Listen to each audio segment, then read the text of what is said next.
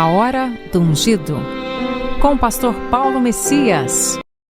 Olá, meus amados irmãos e irmãs, a quem vos saúdo com a graça e com a paz do Senhor Jesus. Eu sou o pastor Paulo Messias, da Igreja Videira de Canaã, Goiânia, Goiás, Brasil, para o mundo, chamado por Deus para pregar o Evangelho da Graça, para curar os enfermos, para libertar os cativos. Mas antes de orar com você, eu gostaria de compartilhar uma palavra de Deus. Ela fala sobre o selo espiritual para a sua mente. Sabe, meu amado irmão, minha amada irmã, existe um selo espiritual que deve estar na sua fronte ou na sua mente. Ele guardará você nos dias de tribulação que estão sobre o mundo. Ele o levará ao destino correto.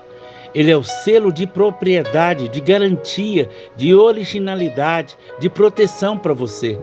O selo do Espírito Santo.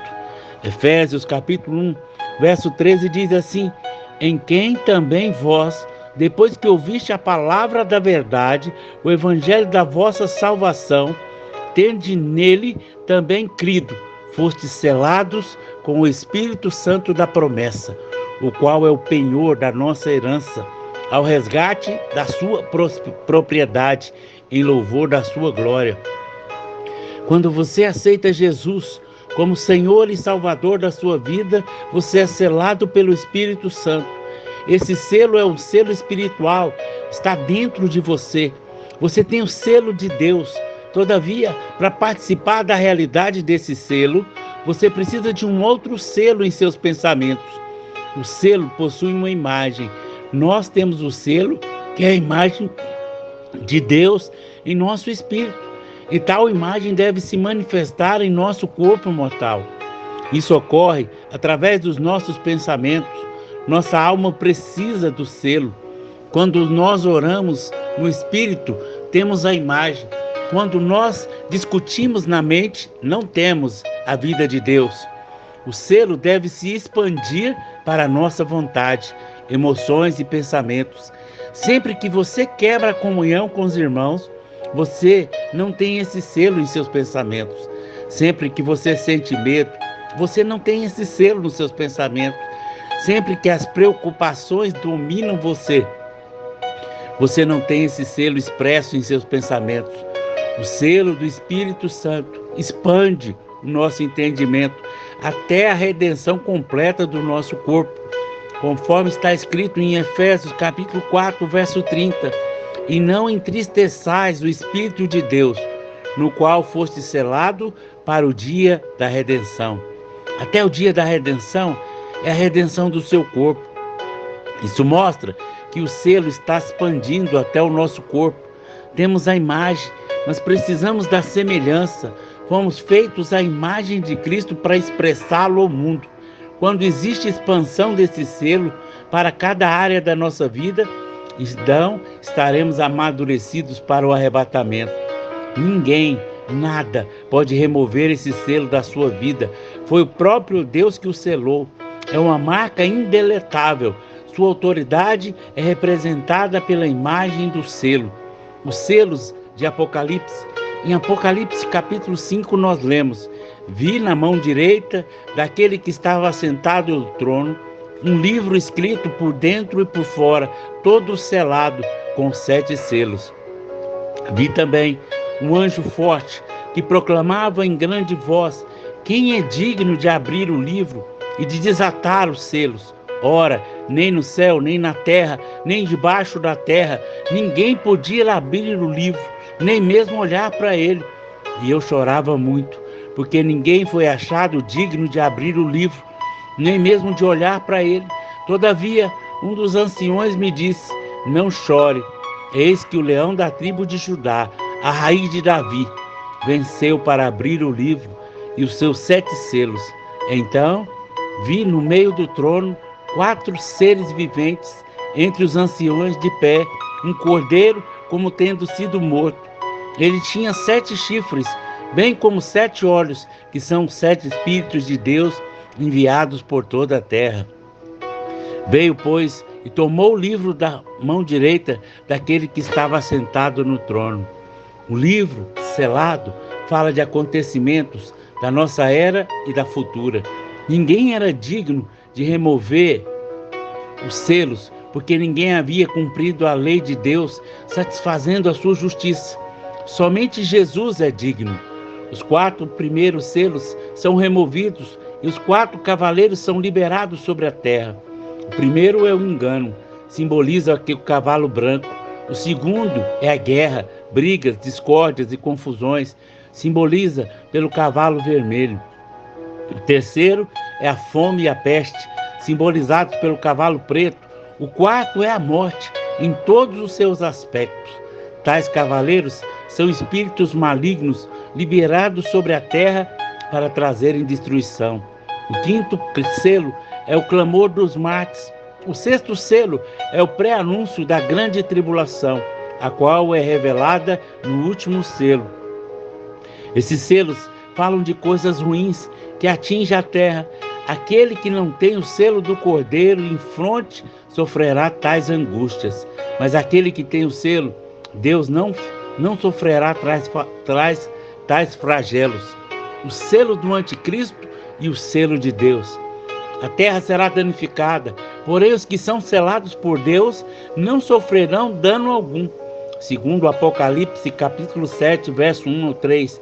Depois disso, vi 4 anjos em pé nos 4 cantos da terra, conservando seguro os 4 ventos da terra, para que nenhum vento soprasse sobre a terra, nem sobre o mar, nem sobre árvore alguma. Vi um anjo que subia do nascente do sol, tendo o selo de Deus vivo, e clamou em grande voz aos 4 anjos, aqueles quais fora dado fazer dano à terra e ao mar, dizendo: não danifiqueis nem a terra e nem o mar, nem as árvores, até selarmos a fronte os servos do nosso Deus. Em Apocalipse capítulo 13, versos 16 e 18, nós encontramos o selo do anticristo. A todos os pequenos, grandes, ricos e pobres, os livres e escravos, faz que lhes seja dada certa marca sobre a mão direita ou sobre a fronte, para que ninguém possa comprar ou vender, senão aquele que tem a marca, o nome da besta ou o número do seu nome. Aqui está a sabedoria. Aquele que tem entendimento, calcule o número da besta, pois o número do homem é esse, 666. Observe que o selo está na fronte, ou seja, na mente. Trata-se de uma mentalidade, de uma forma de pensar. O apóstolo João diz que há muitos anticristos no mundo. Em 1 João, capítulo 2, verso 18. Não se trata de pessoas, mas de um pensamento. Por isso que a marca, o selo, está na mente. Jesus repreendeu Satanás na mente de Pedro, dizendo: sai da minha frente, Satanás. Você está esperando como um ser humano pensa e não como Deus pensa. O pensamento do diabo é o pensamento natural de todo homem, contrário ao pensamento de Deus. Sempre que você tem um pensamento natural e não espiritual, você está pensando como o diabo pensa. Qual é o selo de Deus, pastor? Nós encontramos em Apocalipse 14, 1. Olhei, e eis que o Cordeiro em pé sobre o monte Sião, ele com 144 mil, tendo na fronte escrito o seu nome e o nome do seu Pai. O selo de Deus que nos guarda de toda angústia maligna deste mundo é o selo do nome do Pai e o selo do Filho, é o selo da filiação em Cristo Jesus. Alguns dizem: faça a sua parte, que Deus faça a dele. Jesus disse que sem ele nada podemos fazer. Devemos ser diligentes em tudo, mas na dependência do Espírito em nós. Deus mandou Abraão sair da sua casa e da sua parentela, mas não lhe disse para onde ir. Abraão tinha que depender de Deus para saber que decisões tomar, para onde ir. Devemos ser dependentes da vida interior. A besta é a carne. A carne é o sinônimo de pecado. Carne é você andar segundo o seu próprio entendimento. O selo de Deus é a mentalidade de filho amado.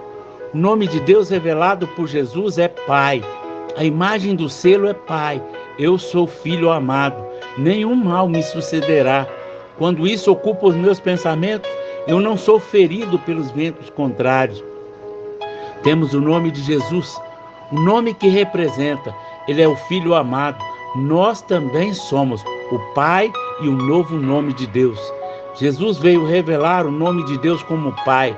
Não se trata de um título, nem de pronome de tratamento. O nome de Deus que nos protege é Pai. Ele é o grande, ele é Deus para o mundo, mas para nós ele é Pai. Temos que nos relacionar como Pai, confiados nesse nome. Dessa maneira, seremos salvos dos 4 cavaleiros que atuam sobre a terra. Jesus sempre referiu a Deus como Pai. Somente quando foi abandonado na cruz, ele chamou Deus de Deus. Mesmo assim, antes de morrer, entregou-se ao Pai. Se você tem a mentalidade de servo, não conseguirá usufruir o melhor de Cristo. Romanos capítulo 8, verso 15 diz: porque não recebesse o espírito de escravidão, para viverdes outra vez atemorizado, mas recebeste o espírito de adoção, filiação, do qual clamamos Abba Pai. Em João capítulo 17, verso 11 diz assim: Jesus disse: já não estou no mundo, mas eles continuam no mundo, ao passo que eu vou para junto de ti. Pai, Pai Santo, guarda-os em teu nome, que me deste, para que eles sejam um, assim como nós somos. E no verso 12, quando eu estava com eles, guardava-os no teu nome, que me deste, e protegi. Nenhum deles se perdeu, exceto o filho da perdição, para que se cumprisse a Escritura.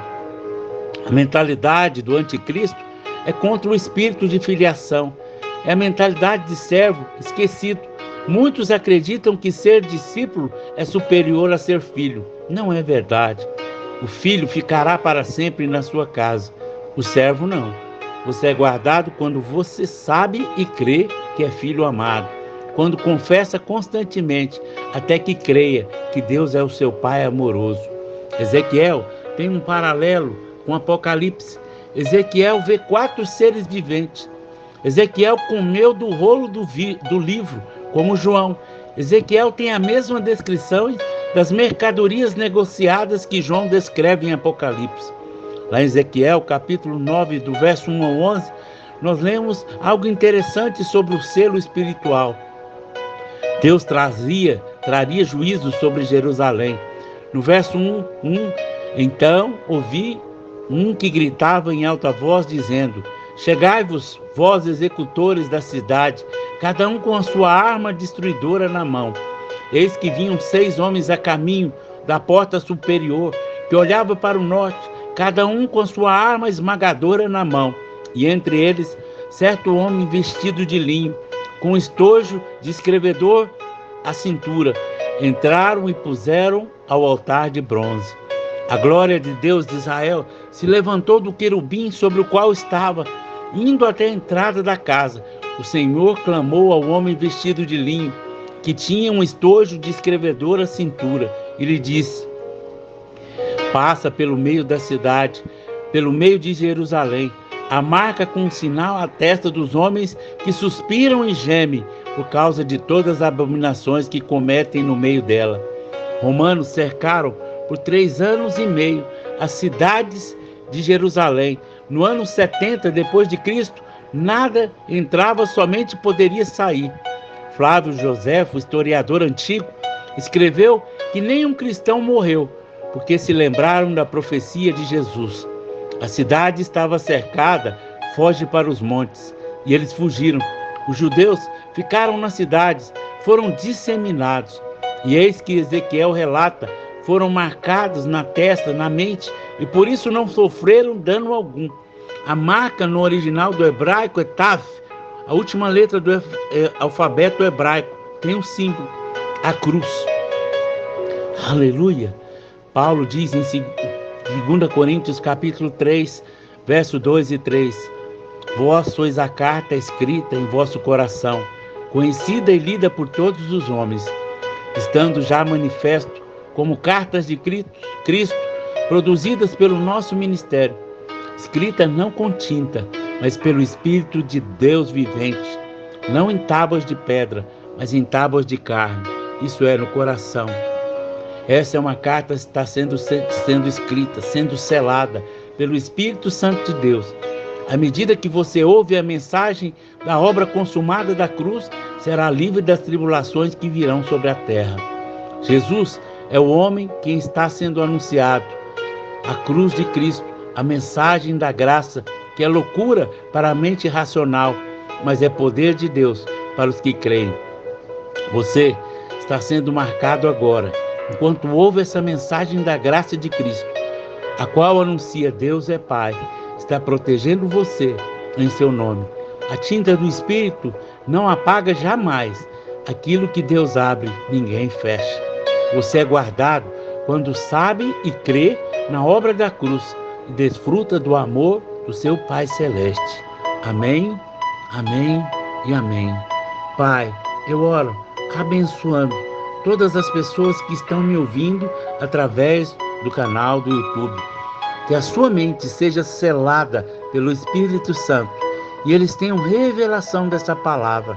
Que eles sejam mais que vencedores em cada área da sua vida. Livra eles da tribulação, livra da queda, livra da vergonha, livra da derrota, livra do fracasso, em nome de Jesus. Amém, amém e amém. Meu amado irmão, minha amada irmã, você que foi abençoado com essa mensagem, comente aí no nosso canal, nos ajude a divulgar, para que mais pessoas tenham o selo do Espírito Santo na sua mente.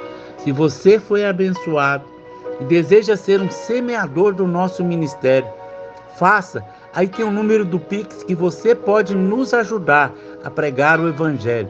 Cada oferta é utilizada para levar pessoas a ter um encontro com o Senhor. E assim também usamos para ofertar cestas básicas para aqueles que nada têm. Por isso, seja um semeador e veja o que Deus vai fazer na sua vida. Cada semente é multiplicada. Você terá uma colheita, não na mesma forma que você semeou, mas Deus vai multiplicar na sua vida. Seja um semeador do nosso ministério e tenha uma colheita abundante em nome de Jesus. Amém, amém e amém.